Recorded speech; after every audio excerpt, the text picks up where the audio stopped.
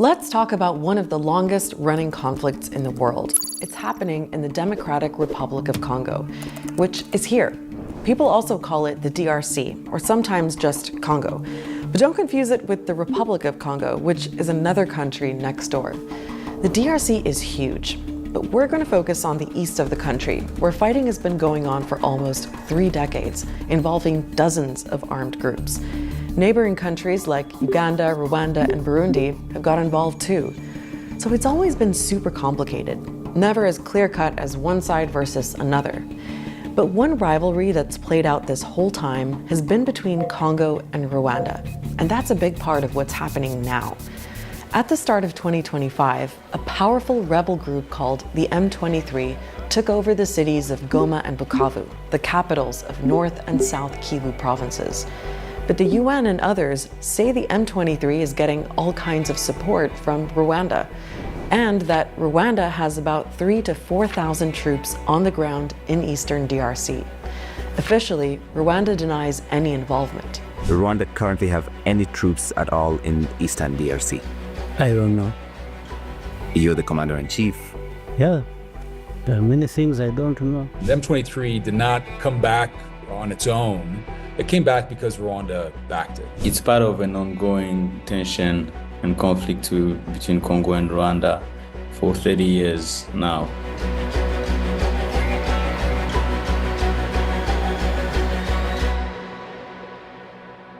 It all goes back to the 90s, or 1994 to be precise. That's when the genocide in Rwanda happened. In just 100 days, extremists from the majority ethnic group in Rwanda, the Hutus, killed around 800,000 people. Most of them were Tutsis, a minority ethnic group. The genocide ended when a Tutsi-led rebel group took control of the capital Kigali and seized power. And by the way, one of the leaders of that group was Paul Kagame, who's the current president of Rwanda and has been since the year 2000. Now, during and after the genocide, hundreds of thousands of Hutus fled over the border to refugee camps in DRC. But among them were some of the extremists who took part in the killings. They then started to remobilize and carried with them the anti-Tutsi ideology that had stimulated the genocide in Rwanda, and therefore Kigali saw them as enemies. 2 years after the genocide, Rwanda invaded DRC to go after these Hutu militia groups. And that kicked off what's known as the First Congo War. Other countries, including Uganda and Burundi, joined the fight. They all went after Congo's president, who'd been in power for more than 30 years, kicked him out, and installed a new government. But they soon fell out with that new government, and that triggered another, even bigger war. The war ended with a peace deal. It included elections and a process to integrate various rebel groups into the Congolese army. But that deal never really brought peace, particularly in eastern Congo. It's what some analysts call a no peace, no war situation. There's a proliferation of armed groups. The army has remained fragmented and also very abusive and criminalized. And then internationally, although the Rwandan and Ugandan governments, who were heavily involved, of course, in the civil war, have formally agreed to pull out their troops from eastern DRC in the early 2000s. They never really agreed to reduce their influence. 20 years later, eastern Congo is still being fought over. One of the main features of the conflict has been a series of rebellions by Congolese Tutsi groups, often backed by Rwanda. These groups have evolved over time, but the M23 is the latest iteration and has become the most powerful. It emerged in 2012 and got its name from a peace deal that had been signed 3 years earlier, a deal the M23 says the Congolese government never fully implemented. The M23 actually managed to capture Goma back in 2012, but were forced to withdraw after just 10 days. And for a few years after that, the M23 were essentially out of the picture, but they came back in 2021. And have been gaining more and more territory since then. Kigali-backed M23 rebels ramped up their lightning offensive in the east of DR Congo. The way they've captured, and this time held on to Goma and Bukavu, the region's main cities, shows just how powerful they've become. Calm has returned to Bukavu and people are getting back their daily lives. Rwandan-backed M23 rebels now aiming for the city of Uvira. Uvira would be the third major city in M23's advance in eastern DRC in a matter of weeks. It's estimated that M23 has 6,000 fighters, but a lot of people say they couldn't have taken all this territory without Rwanda's help. That the M23 itself, from what we understand, is really dominated by the Rwandan army. For key battles, it's the Rwandan army that brings the firepower, that brings the coherence, the discipline, the organization, the resources with it. The M23 didn't have any of that.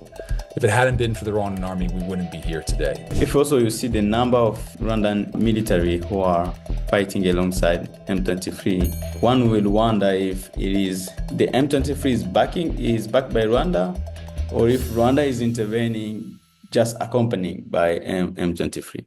Now, what do the M23 and Rwanda want in eastern Congo? Well, there's a lot going on here. There's what the different sides are saying, and also what experts are piecing together based on what's actually happening. So for example, the M23 and Rwanda say they want to protect Tutsis who face discrimination and persecution in Congo for a long time. But that doesn't necessarily explain everything they're doing or have done. There is a history of persecution and discrimination against the Congolese Tutsi community in the Eastern Congo. It's very important to say that. And yet, there wasn't an increase in that discrimination or persecution in the days leading up to the M23 rebellion. It's not like they responded to an imminent threat. The M23 and Rwanda also say they're going after Hutu extremists. These are the groups we mentioned earlier that Rwanda first went after back in the 90s. There's one group in particular which comes up. It's called the FDLR, and Rwanda still sees it as a security threat. The FDLR question has to be answered. We have to find a solution. That is something Rwanda has been always bringing up, even when, according to the UN report, according to many actors in the region, according to Rwandan officials themselves, the threat to Rwanda that's represented FDLR has changed completely over years. The genocide has such a foundational role in Rwandan society that it's impossible to actually disentangle genuine security concern from manipulation and pretext. Another reason people talk about is natural resources, because this region has a lot of really valuable minerals that have always helped to fuel and fund the conflict there. It's minerals like gold, cobalt, and coltan, which is used to make all kinds of electronic devices. A recent report by UN experts said that the M23 had taken control of a mining area called Rubaya in 2024. It's got one of the biggest coltan mines in the region, which was earning the M23 around $800,000 a month last year. It said minerals were being exported via Rwanda. Last year, about $1.1 billion of minerals were exported from Rwanda. That's it's a huge amount for such a small economy. And most of those minerals came from the Eastern Congo. Now, another question is whether the M23's ambitions may have grown, particularly off the back of all their recent military success. Because the M23 is also part of an alliance that seems to have political aims that go well beyond Eastern Congo. It's called the AFC, the acronym of its French name, which translates as Congo River Alliance. And the AFC is led by this guy, Corneille Nangaa, who's not Tutsi. He's the former head of Congo's Electoral Commission, but has become one of the main opponents of the president, Felix Tshisekedi. Nangaa says he wants the M23 to take the fight all the way to the capital and take control of the whole country. Our objective is Congo. We are fighting for Congo. We are not fighting for mineral. Tshisekedi regime has destroyed the army, has destroyed the national police. He has destroyed the administration, and above all, he has destroyed justice. Now, President Tshisekedi says Congo's army is ready to defend every inch of territory, and his government has designated the M23 as a terrorist group. Une riposte vigoureuse et coordonnée contre ces terroristes et leurs parrains est en cours. But we're not really seeing signs of that on the ground. There are reports of Congolese soldiers surrendering and even fleeing to Rwanda. And Congo's army and government are notoriously weak. The Congolese army is a real mess, and it has been historically. It's been riven with factions that come from armed groups that have refused to be dissolved into the army, so they retain parallel command structures.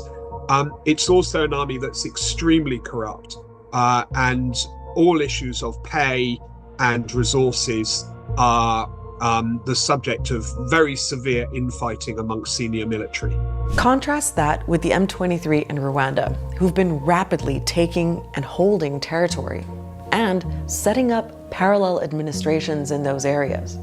Everywhere it goes, it's destroying administrative records, issuing birth certificates, setting up tax collection services and revenue services. It very much feels like this is a long-term occupation. So what about attempts to resolve this situation? Well, there have been a couple of regional peace initiatives going on, but neither have made much progress. Meanwhile, Congo's president has called for countries to blacklist Rwanda. The US has put sanctions on a Rwandan minister, and the UK has announced some measures, including pausing financial aid to Rwanda. The EU is talking about suspending their mineral trade, but have held off on sanctions for now.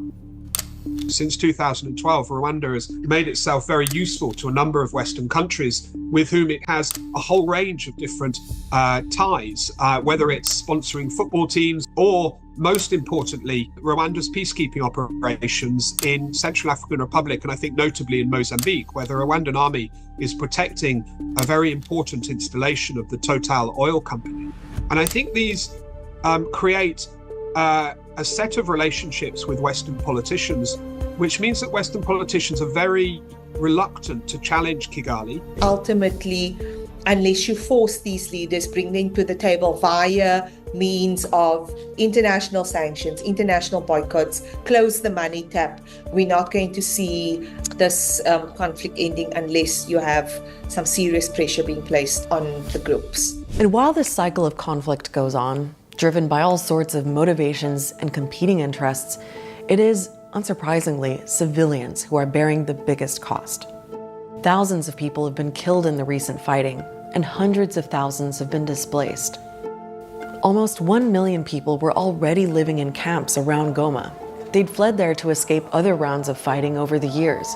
But some of those camps have been attacked and destroyed, and the M23 have also ordered thousands of people to leave these camps. It's a critical issue here because you've got some of the most needy people on the face of this earth, really. People that have been displaced for 2 years, 3 years, and even more, now having to return back to their home villages.